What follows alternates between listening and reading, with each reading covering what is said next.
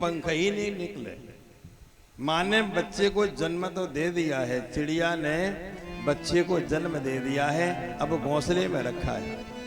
और जिस पक्षी के अभी पंख नहीं निकले तो बता वो किस पर निर्भर है? माँ पर निर्भर है कि नहीं? पूरी तरह से माँ पर ही निर्भर है? एक जगह की घटना बताऊं आपको। जैसी पक्षी पड़ा हुआ था पिंजड़े में और चिड़िया दाना लाती थी, उसको चुगाती थी, पंख निकले नहीं तो उड़ना जानता ही नहीं था, लेकिन दिन भर परेशान रहता था। एक दिन बच्चे ने कही दिया, माँ मुझे डर लग रहा है, मुझे बड़ा व्याकुलता है। क्यों? बोले तू तो उड़ जाएगी और मुझे छोड़ के चली जाएगी। तो उसने कहा कि बेटा मैं नहीं उड़ सकती, मैं नहीं जा सकती कहीं तुझे छोड़ के। बोले नहीं माँ तू चली जाएगी। बोले क्यों चली जाऊंगी? बोले तेरे पंख हैं ना माँ, तू उड़ना जानती है इसलिए तू उड़ के चली जाएगी मुझे छोड़ के, और मैं उड़ना नहीं जानता हूँ तो मैं तो बिना पंखों का हूँ, पंख है ही नहीं तो मैं कैसे उड़ूंगा, इसलिए मुझे डर लग रहा है कि तू मुझे छोड़ के चली जाएगी। माँ ने बहुत बहुत कहा, बेटे ने विश्वास नहीं किया कि तू उड़ के चली जाएगी। जब माँ ने कहा ये कैसे इसको विश्वास दिलाऊं, तब चिड़िया ने लेकर के महाराज जमीन पे लोट लोट करके पेड़ों में टक्कर मार मार के इसने अपने सारे पंख घायल कर दिए और पंख महाराज टूट के गिर गए। और घोंसले में पेड़ में इसने टक्कर मार मार के सारे पंख गिरा दिए। बोले ले बेटा अब तो तुम विश्वास हो गया। माँ तूने ये क्या किया? बोले बस मैंने पंख ही अपने नष्ट कर दिए, और जब मेरे भी पंख नहीं है तेरे भी पंख नहीं है, अब तू भी नहीं उड़ सकता और मैं भी नहीं उड़ सकती हूँ, मैं तेरी माँ हूँ, अब मैं भी तेरे पास हूँ। दोनों पड़े। जब घोंसले में दोनों पड़े हैं, 2-4 दिन तक माँ पड़ी रही, कमजोर होती रही। अब तो बच्चे को भी दाना नहीं ला सकती ना, वहीं पड़ी है। लेकिन बच्चे को विश्वास दिलाने के लिए इसने अपने पंखों को भी महाराज नष्ट कर दिया। और हुआ क्या कि तूफान आया और भयंकर तूफान की आवाज आई। पक्षी समझ जाते हैं, और जैसे ही तूफान आ रहा था तो अब उड़ना नहीं जा रहा। अच्छा हुआ क्या, 4-10 दिन बीत गए थे ना इस घटना को, तो बच्चे के पंख निकले आए थे। और जैसे ही बच्चे के पंख निकले थे तो माँ ने कहा चिड़िया ने कि बेटा तू उड़ जा, बेटा तू उड़ जा जल्दी से, तेरे प्राण बचना चाहिए।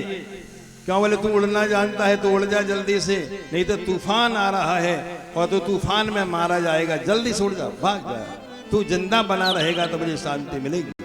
और जो माँ ने कहा कि उड़ जा बेटा तूफान आने वाला है, तो बच्चा फर उड़ा चला गया। और जैसे ही उड़ा चला गया और दिन भर के बाद जब शाम हुई तो वो तूफान शांत हुआ, तो बच्चा लौट करके अपने घोंसले पे आया तो घोंसला भी टूटा फाटा सा पड़ा हुआ था और माँ उसमें मरी पड़ी थी। उसको माँ जिंदी नहीं मिली। जब जिंदी नहीं मिली तो बड़ा कष्ट हुआ, लेकिन माँ तो मर गई। लेकिन मरते समय वो चोंच से टक्कर मार मार के लोहान होकर के उस पेड़ पर कुछ लिख गई। वो क्या लिख गई महाराज, ऐसा उसने अनुभव किया। तो उसने कहा कि बेटे मैंने तुझे विश्वास दिलाने के लिए, तुझे जिंदा रखने के लिए अपने पंखों को जला दिया, अपने पंखों को नष्ट कर दिया।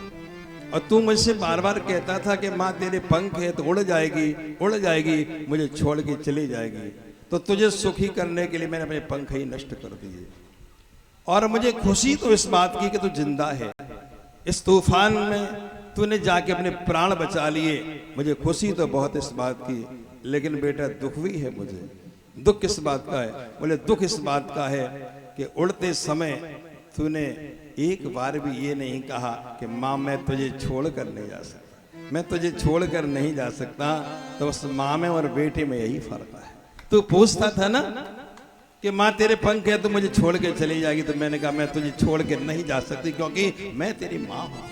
और तू उड़ करके गया तो तूने एक बार भी नहीं कहा कि माँ तेरे पंख नहीं है, तूफान में तू मारी जाएगी, मैं तुझे छोड़ के नहीं जाऊंगा। तो ये कारण, इसलिए हमने कई बार निवेदन किया है कि माँ का स्थान संसार में बहुत बड़ा होता है। माँ से बड़ा कुछ है ही नहीं संसार। एक बच्चा खेल खेल करके आया, क्रिकेट का खेल खेल के आया, 15 साल की उम्र थी, बहुत पसीना बह गया, थका हुआ था, आया, आंगन में माँ खड़ी थी, सिर दर्द हो रहा था, माँ के कंधे से चिपक गया, माँ के आंचल से चिपक गया और माँ के कंधे पे माँ ने आंचल से पसीना पहुँच दिया, उसके दवा लगा दी, अपने कंधे पे चिपका हुआ था उसका बेटा।